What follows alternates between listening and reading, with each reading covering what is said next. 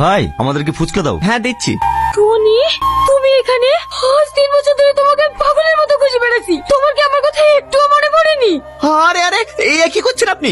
আপনার কথা আমি চিনিনি। ছাড়েন ছাড়েন বলছি, ছাড়েন। এসব তুমি কি বলছো? তুমি আমাকে চিনতে পারছো না? আমি তোমার সালমা। তুমি কেন আমার ভালোবাসা অস্বীকার করছো? সালমা? কোন সালমা? আমি সালমা বলে কাউকে চিনিনি। ছাড়েন আমাকে। রাস্তাঘাটে কি সম্বন্ধে শুরু করেছো? আর 10 দিন বাদে তোমার সাথে আমার বিয়ে, আর তুমি কেন নাটক করতে বসেছো? চলো।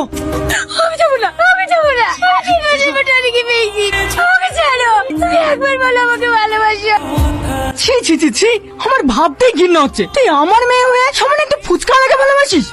শুধু তাই নয়, ওই ফুচকালোর সঙ্গে যা ব্যবহার করেছে না, আমার ভাবতেই ঘৃণা লাগছে। ওখান থেকে তো আসতে চাইছিল না, আমি জোর করে নিয়ে এসেছি। আমি ভুল কিছু তো করিনি। ওকে আমি ভালোবাসি, ওকে বিয়ে করতে চাই।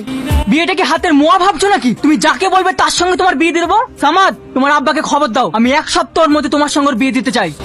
আমি ওই সামাদকে বিয়ে করতে পারবো না। তুমি সামাদকে বিয়ে না করে ওই ফুচকালাকে বিয়ে করবা? এটা আমার ফাইনাল ডিসিশন। তোমাকে ওই সামাদকে বিয়ে করতে হবে। আজকের পর থেকে ও যেন বাড়ির বাইরে 1 পা না বেরোতে পারে। দিদি খাবার নিয়ে এসছে, খেয়ে নাও। আমি খাবো না, খাবার নিয়ে যা। আজ 2 দিন হয়ে গেল তুমি কিছু খাওনি। এভাবে চলতে থাকলে তো তুমি অসুস্থ হয়ে যাবা। ও অসুস্থ, আমি মরতে চাই। এটা কি টনিদের বাড়ি? হ্যাঁ, কিন্তু তোমাকে তো ঠিক চিনতে পারলাম না মা। আমাকে আপনি চিনবেন না, আমি কলকাতা থেকে আসছি। টনি বাড়িতে আছে? হ্যাঁ আছে। একটু ডাকেন না আন্টি। বাবু একটু বাইরে আয় তো, একটা মেয়ে তোর খোঁজ করছে। কি ব্যাপার আপনি আমার বাড়িতেও চলে এসেছেন? টনি তুমি এইভাবে বলো না, আমার খুব কষ্ট হচ্ছে। আমি তোমাকে ভালোবাসি, তাই আমি সব ছেড়ে দিয়ে আজকে তোমার কাছে চলে এসেছি। আচ্ছা আপনার মাথায় সর্দার কি কাটা? সেদিন আসতে উল্টোপাল্টা কথা বলছিলেন, আজকে আমার বাড়িতে চলে এসেছেন। কি করবো বলো? আমার আব্বা জোর করে অন্য ছেলের সাথে বিয়ে ঠিক করেছে। আমি তোমাকে ছাড়া অন্য কাউকে বিয়ে করবো না। তুমি কি সত্যি আমাকে চিনতে পারছো না টনি? আবার সে চিনতে পারছো না? আরে আপনাকে আমি কবার বলবো, আপনাকে আমি চিনিনি।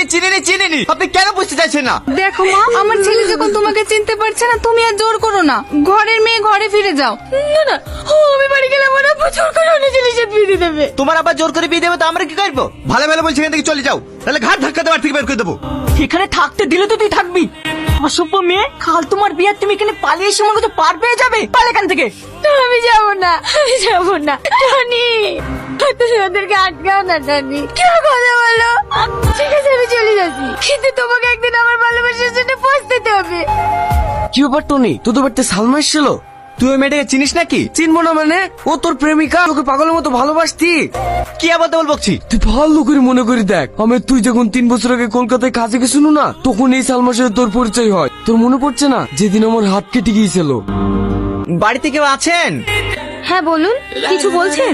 আমার বন্ধু অনেক হাত কেটে গেছে, আমি তো এখানকার হসপিটাল চিনিনি, তাই আপনাদের বাড়িতে এসেছি।